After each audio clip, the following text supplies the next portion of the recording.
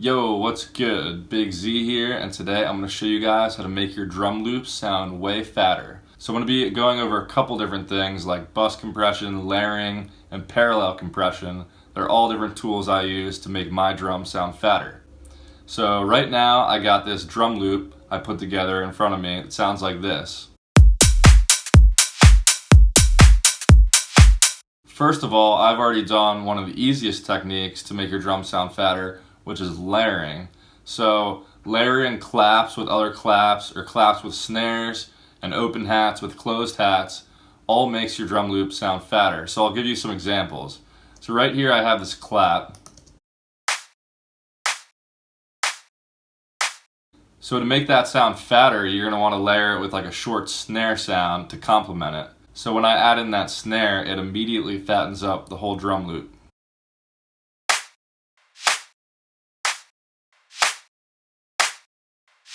Sometimes I use like 3 different claps and a snare on a drum loop. Don't overdo it, but it's definitely good to have a couple layers of claps. Another good area to layer is in your hats. So when you have like a basic open hat like this, it's good to layer it with a closed hat that has a really sharp attack sound. And what that'll do is just add more attack to that open hat.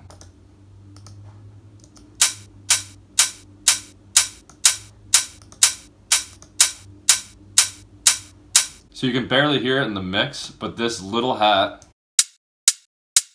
just adds so much attack to that open hat, and it helps the whole drum loop sound fatter. So after you've layered some samples, you're going to want to send everything that's not your kick in your drum loop to the same bus. So I'm going to send all of this stuff. I'm going to send it to the same drum bus. Once you have your bus set up, you're going to want to add some compression to compress all the drums together on the bus. And I like to do this in stages, so I'm going to use 2 different compressors. I'm going to start with some OTT and just use like a tiny bit of it.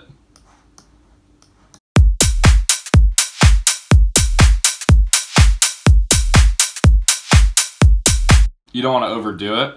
And then I'm going to add one more compressor after. I'll use FabFilter Pro C just to add a little more compression.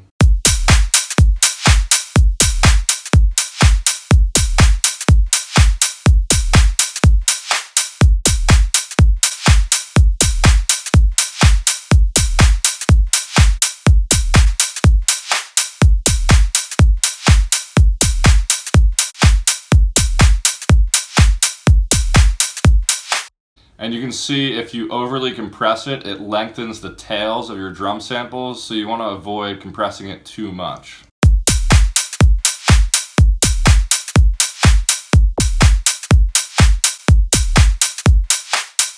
So that's one way to do it. Another way to make them sound fatter is to go more extreme with it and do parallel compression, because you'll have more control over how fat they sound.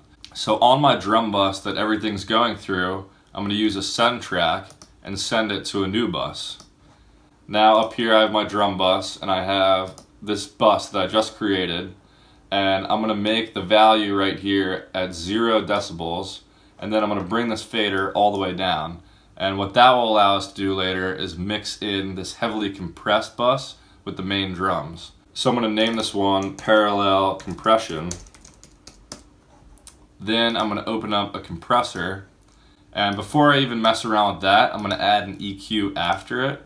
And I'm just going to cut out the low end because I don't really want to heavily compress anything below like 200 hertz. So basically, parallel compression is mixing in a heavily compressed layer with the normal drum bus layer you already have. So I'm going to mess around with these compressor settings and make them extreme.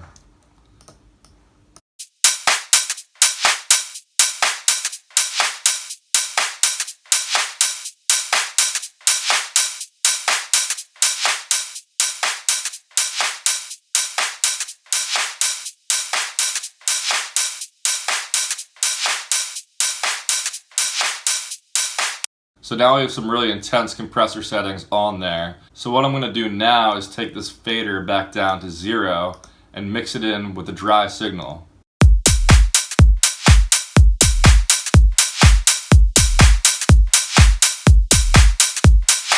So now without it, it sounds like this. Then with it.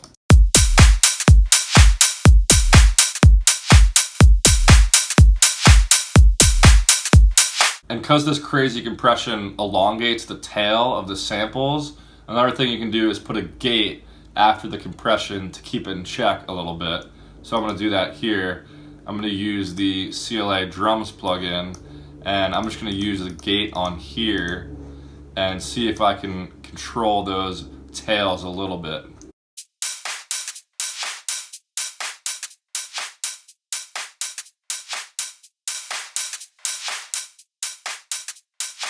Now I'll take that again and mix it in with the original dry signal.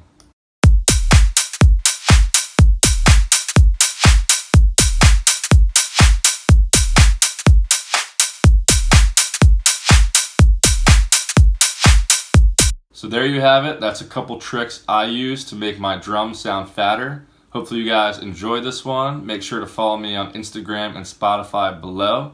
Other than that, I'll catch you guys next time. Peace.